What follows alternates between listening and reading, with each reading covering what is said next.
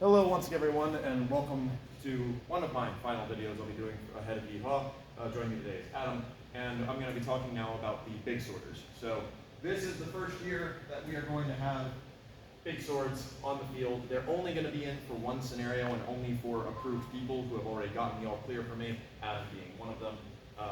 And it's just for the Pike Shot scenario. They're one of the specialist types that will be on there. But they are specialist types that have a kind of set rule, and I want to make sure everyone kind of understands what is expected of the big sorter in regards to fighting them, in regards to what they will do, and maybe ahead of next year where we may have an even bigger Pike and Shot scenario, you know what to prepare for if you wanted to apply for that role.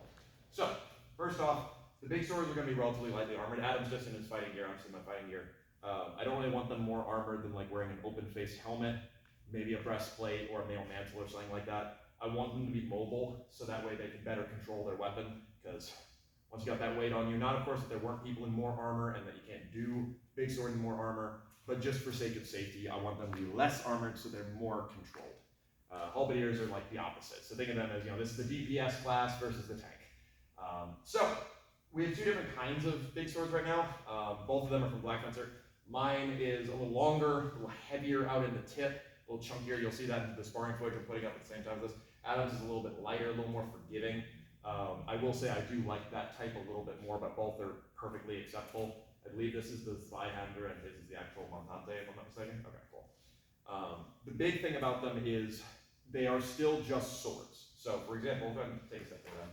So, Adam in no gear means that I can cut him or thrust him and he dies, right? No matter where I hit him. Obviously, these do actually have, this one especially has a decent amount of stiffness, so you want to be careful about thrusting toward the face.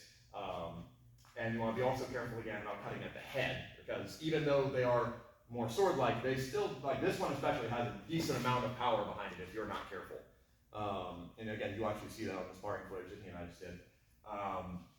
As far as if he was in a male shirt, he doesn't care. Yes, I know that actually swinging a 5-pound Montante or Spadone could probably break a bone, but I don't want to, there's no way to do that safely. It's just not cool. So instead, if you run into someone in a male shirt, give him a stab. These always do just fine because you're always doing a two-hand thrust, so you're golden anyway. As far as the general targeting and stuff like that, so obviously if you can blade and I hit blade, doesn't matter. But as far as the general targeting and stuff for big sorters, I want them generally speaking aiming on the lower side of people. So that means if Adam and I come across from each other, if I cut at him, I'm cutting more for here as opposed to up in the head by preference, because if I accidentally cut too hard, not that I'm going to do that to Adam, but if I accidentally cut too hard, he's okay, right? It's not going to hurt him all that bad. I'm going through a lot of protection into the meat of his body, right? As opposed to if I cut him too hard, hit that head, things get a little bit more dicey. That's not to say you can't hit the head, but certainly if you're going for the head, like what I should focus on is those kinds of extensions, or in particular, those kinds of hits. Those are fantastic and harder for him to parry anyway. Use the sword like a sword, right? But for the most part, we're really expecting most of the hits to be with thrusts. The cuts are for area denial. You see your opportunity, you fire your thrust, you come back, that sort of thing. Shots to the limbs are going to be a lot more common, so I want to talk a little bit about how those are going to come in and come down. So, Adam, you go ahead and train out with me real quick. So you use this big sword. So these two are kind of, there's two opposites of the big sword, like they're opposite numbers. The halberdiers and the shieldmen. Pikes are going to be whatever they are, etc. And on that note, if I'm coming forward with a big sword and he stabs me, and my sword like touches his arm, obviously this is a halberd, so we're not all that close. Don't worry about it. Ignore the cut to your arm. We know I'm well dead.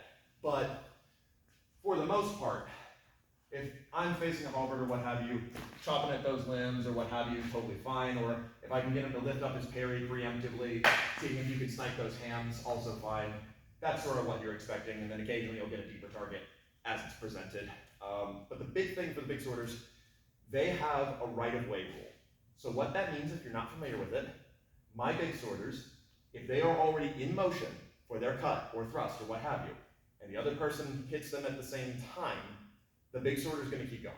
And the reason for that is that just because of the nature of this sword versus other weapons, there's usually moments where, for example, I am already clearly cutting at him and he chooses to stab me at that time. Well, yeah, I mean, if you get a true double, sure, whatevs. But in particular with like the swordsman, there's a lot of instances where, let me try that again, sorry. There's a lot of instances where we'll get like I'll go around his shield, but it'll hit me in the leg, right? So hit, boom. I've already put a big ass sword through his head. We know he should probably be dead. So as far as what the swordsman stuff should focus on, if the big sword is moving toward you, defend it first, then look to offend. This is just to ensure that the big sword doesn't get too hampered by trying to be nice, because you are trying to be nice, you're trying to be controlled, but realistically, I mean, this is a lot scarier than it seems. But for the most part, the big thing is, if you're not one of those guys, so if you don't have a halberd, you're not another big sworder, you don't have a sword and shield, you really should be trying not to tango too much with the big sworder, because he's not going to be going out toward the pikes. His job is to stay in the ranks and protect, the bannermen and other people like that. His job is to, you're penetrating our pike wall, create some distance, but not really surge out. So if you find himself in like this scenario, I've knocked aside Adam's pike and he's had to draw a sidearm, he shouldn't even try. If I'm chasing him, sure, defend yourself, but I don't care about that guy. I got other priorities, right? Try to avoid tangoing with them, because I know that, and it's happened in the past, people using big swords in lines get a huge target painted on their back, understandably so, but they're sticking to their job, stick to yours, and this will fill the nice battlefield niche that it should without things getting a little bit too wacky. Pun unintended. But otherwise, thank you very much, Adam. And thank you all very much. If you want to work toward being a big sworder in years future, I mean, I'm looking forward to it being a normalized part of certain scenarios, so we'll just see if everyone plays nice. Otherwise, though, thank you very, very much for watching. We'll go over some other yeehaw stuff another time.